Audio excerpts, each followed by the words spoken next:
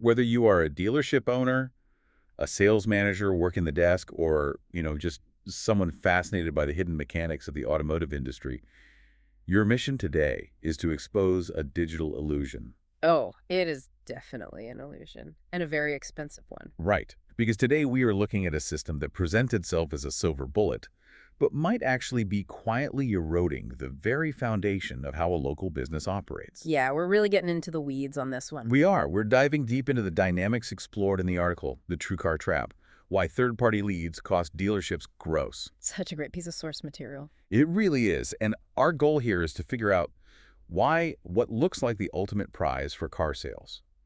I mean, a supposedly ready-to-buy lead from a platform like TrueCar often turns into this dangerous, margin-crushing trap. Exactly. It's about what you're actually paying for. Right. Brought to you by DeskReadyLeads.com. If your dealership is tired of leads with no context, no intent, and no real reason to buy, it may be time for a different approach. Visit DeskReadyLeads.com to see how we can help your dealership generate better conversations with buyers who actually have a reason to engage. And that concept of generating better conversations, that is really the crux of this entire issue. Oh, really is. Because on paper, platforms like TrueCar promise exactly that. I mean, the theoretical model is flawless. Oh, yeah. Totally flawless on a spreadsheet. Right. A shopper goes online, they compare vehicles, look at pricing, submit their information, Sounds perfect. and then the dealership receives a lead from someone who is supposedly in market and ready to shake hands. It looks incredibly polished. On the surface, yeah, that looks like the ultimate prize. You've got a customer who has done their homework and is just waiting for the dealership to say hello. But the reality is, well, it's very different. Yeah, because diving into the psychology of how these platforms actually operate, it seems the vendor fundamentally changes the buyer's mindset before the dealership even gets a chance to pick up the phone. They absolutely do. The platform's entire consumer value proposition is built on pricing transparency, right? So they are conditioning the lead to fixate on price right out of the gate. Yeah, that's the thing. We really have to look at the psychological state of that buyer when they finally walk through the doors or, answer the phone. Right. They aren't in a normal buying headspace. No, they are not thinking, why should I buy from your store, or what value do you offer my family? They just want the number. Exactly. The only question echoing in their mind is, who is giving me the best number? It just strips away every other variable in the car buying process. Okay, let's unpack this, because this changes the entire power dynamic of a sale. It really does. It flips it completely. It sounds like, well, it's like showing up to a job interview where the employer doesn't care about your resume or your skills or your experience. Right, none of that matters. They just slide a piece of paper across the desk and say, I have 3 other candidates outside. Write down the lowest salary you'll accept. Yeah. You are completely commoditized from the very first interaction. That is a perfect way to put it. It completely strips away your leverage. You are reduced to a single metric. Just the price. Yeah, and when a dealership is forced into that position, they instantly have to adopt a price defense posture. Which is the worst place to be. It is. Normally, a good salesperson builds value around the vehicle itself, right? They explain the benefits of the dealership's financing options, they talk about their top-tier service department, or they lean into local community trust. Like we've been in this town for 40 years, that kind of thing. Exactly. But with a price-conditioned lead, you are immediately on your heels defending your price against a screen. It is an incredibly weak position to start a relationship from. Yeah, and if you train a market to view your store as just a commodity, the only lever you have left to pull is the price lever. And that's a dangerous game. It is. Because logically, if the customer is now hyper-focused on finding the absolute cheapest option, their natural next step is to pit you against everyone else in town. Which sets up the chaos of shared leads. Right. So let's talk about that. Yeah, this is a major structural flaw in the third-party lead model. When a dealership pays for one of these leads, the customer rarely feels like your lead. Because they aren't yours, right? No, they aren't. They are often shared across multiple dealers. A shopper might send inquiries to 3, 4, or 5 different stores in a 50-mile radius, all through the same platform. Man, let's put ourselves in the buyer's shoes for a second to understand this plays out in reality. It's intense. Yeah, you sit on your couch, you click a few buttons online to see a secret price, and suddenly your life turns into a telethon. Oh, totally. Your phone is ringing off the hook. Yeah. You are getting text messages every 3 minutes. Your inbox is flooding with automated emails from competitors. And half of the time, the customer probably doesn't even know who is contacting them or why. Right, they're just overwhelmed. It creates an incredibly hostile environment. I mean, think about the dealership's business development center, the BDC, whose job it is to call these internet leads. Right, the folks dialing the phones all day. By the time that agent dials the number, the customer has likely already received 3 other calls. They are annoyed. We're already on the defensive. Exactly. Or, in a slightly more strategic scenario, they are actively using the quote you just emailed them to negotiate with the dealer 5 miles down the road. Wow. So it seems to me that you are no longer selling at that point. No, you're really not. You are just bidding. You're just bidding. Yeah. And that is not demand generation. Which makes me wonder about the platform's role in all this. I mean, if the platform is intentionally setting up this chaotic bidding war, aren't they essentially charging the dealership a fee just for the privilege of lowering their own profit margins? Yes, that is the most insidious part of the dynamic. It's wild to think about. It is a race to the bottom, and the dealership is paying an entry fee to participate in that race. Paying to lose margin. You are paying a third-party lead generator to introduce you to a customer who is actively being encouraged by that very generator to squeeze your gross profit to zero. Which is just bad business. But paying to bid in a race to the bottom is bad enough. It brings up an even more frustrating question when we look at the data. Oh, the attribution side of things. Yeah. We have to ask, did the platform actually find this buyer in the first place? Or did they just jump in front of them at the last second? Right. This is what the industry refers to as the toll booth problem. The toll booth. I love that term. It's very accurate, and it is vital to understand how this drains a dealership's marketing budget. Because they're paying for someone who is already coming. Exactly. Many of these shoppers were already heavily in market. They were already going to buy a car. They had already been researching and comparing inventory for weeks. So the platform didn't create the buyer. They intercepted the buyer. Yes. What's fascinating here is that the distinction between creating demand and charging for existing demand is massive. It's the difference between a partner and a parasite, almost. Basically, a truly valuable vendor creates demand that a business wouldn't have otherwise captured. They find the person who wasn't looking, or they pull someone across the finish line who was hesitant. Right. They add real value. But a weak vendor simply stands on a highway the customer was already driving down. They stand between the dealership and a buyer who is already walking toward the door. And then they hold out their hand. Yep, and they charge the dealership a toll for access to that buyer. But wait, let me play devil's advocate here for a second. Sure. If the customer did touch TrueCar's system during their journey, maybe they used it to compare trim levels or check market averages, shouldn't the platform get at least a little credit for helping close the loop? I mean, they provided a service to the consumer, sure. Right, so even if they are a toll collector, the customer still used their road, right?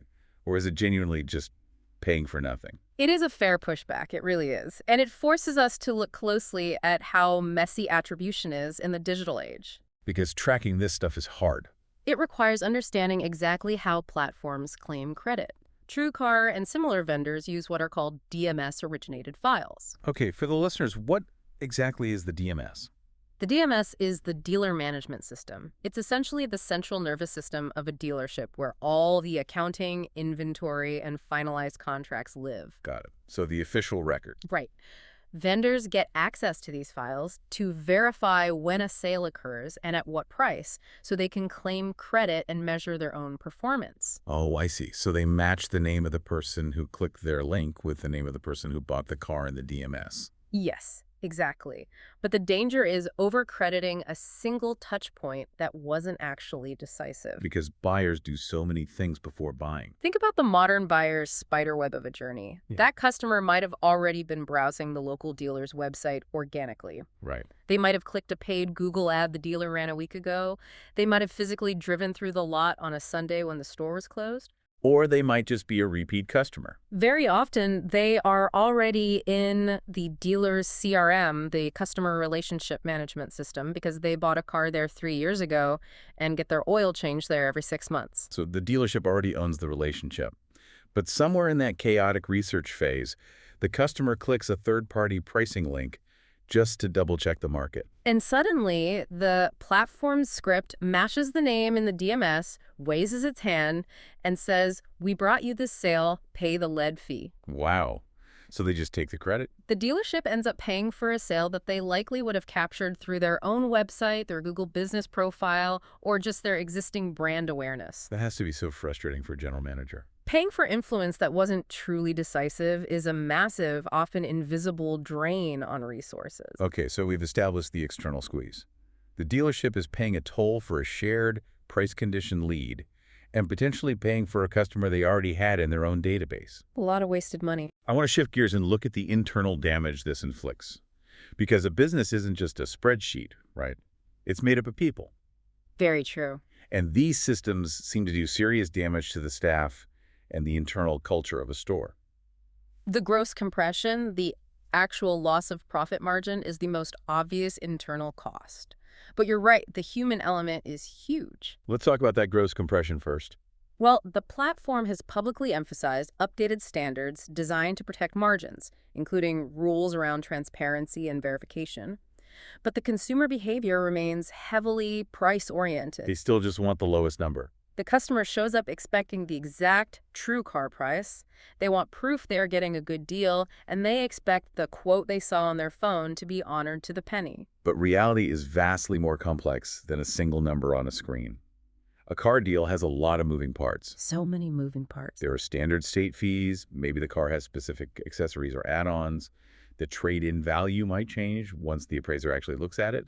Right, maybe the trade-in has bald tires or a check engine light on. Exactly. Or the customer's credit score shifts the financing variables. And if any of those real-world variables alter that bottom line price, the customer immediately feels misled. Because they were promised something so simple. The platform set an expectation of perfectly clean, frictionless pricing, but the reality of an automotive transaction requires nuance. So immediately, tension replaces trust. Which puts the salesperson in a terrible spot.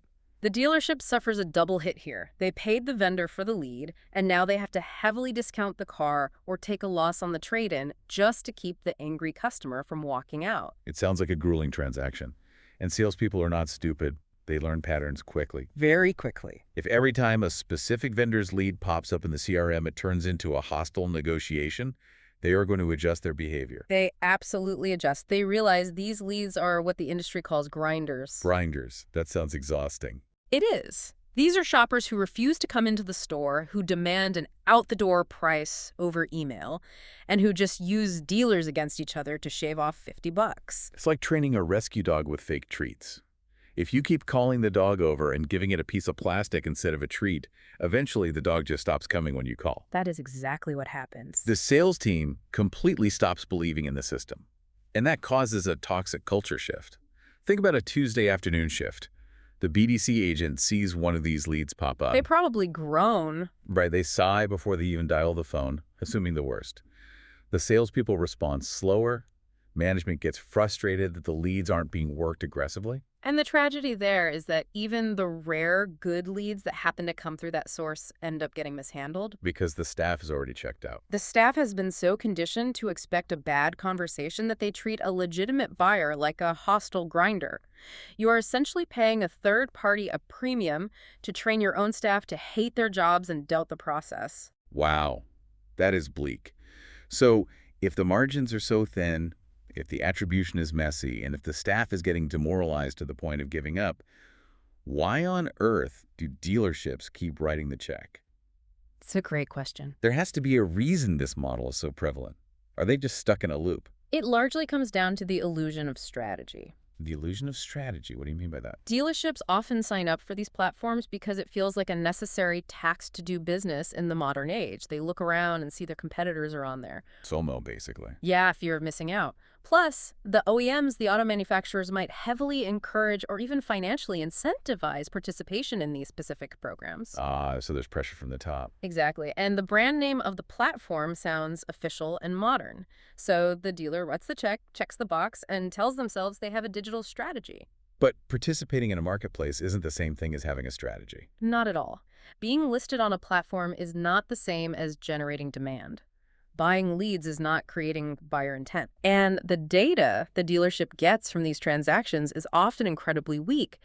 Consider a standard VIN inquiry where a customer just clicks on a specific vehicle identification number online. Okay, so just clicking a specific car, Yeah, it gives the dealership almost zero actionable context. because it tells you what car they clicked on, but it doesn't tell you anything about why they are buying. Exactly. And if I'm a salesperson staring at a VIN inquiry, I'm stuck asking a dead-end question like, are you still interested in this car? Which is a terrible opener. It's a yes or no question that usually leads straight to what's your best price. Right, because the why is the only thing that actually matters in relationship sales.